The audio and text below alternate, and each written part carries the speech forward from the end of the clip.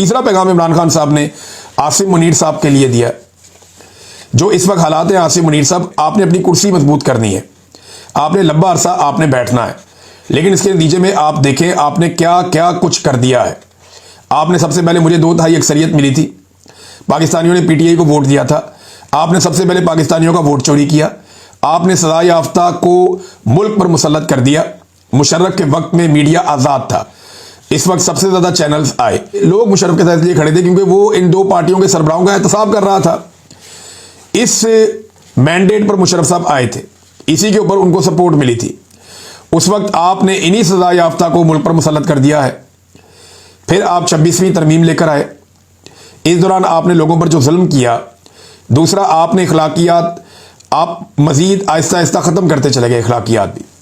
26ویں ترمیم میں آپ نے ججز کی آزادی چھین کر اس محکمے کو، یعنی اس کو گورنمنٹ کا ایک ڈپارٹمنٹ آپ نے بنا دیا۔ اس کے باوجود کئی ججز ہیں جنہوں نے اس چیز کو سپورٹ نہیں کیا، کئی ججز جو رول آف لا اور اپنے ضمیر کی آواز کے لیے کھڑے ہوئے، جو ججز اپنے ضمیر کی آواز کے لیے کھڑے ہوئے، جو انصاف دینا چاہتے ہیں، وہ پاکستان کے ہیروز ہیں۔ پوری پاکستان کی قوم ان کے پیچھے کھڑی ہے، جنہوں نے ان حالات میں رول آف لا کے لیے آواز اٹھائی ہے۔ یہ اس وقت بڑے مشکل، بڑے دباؤ اور بڑے ظلم کے حالات ہیں، اس کے باوجود کہ وہ کھڑے ہیں۔ ساتھ ہی انہوں نے کہا کہ وہ ججز جو عاصم لا کے مطابق 26ویں آئینی ترمیم کے بعد بے ضمیر ججز جنہوں نے عاصم لا کے مطابق فیصلے دے رہے ہیں، اس وقت وہ یاد رکھیں کہ نہ ان کو تاریخ اور نہ ہی ان کو پاکستانی قوم کبھی معاف کرے گی۔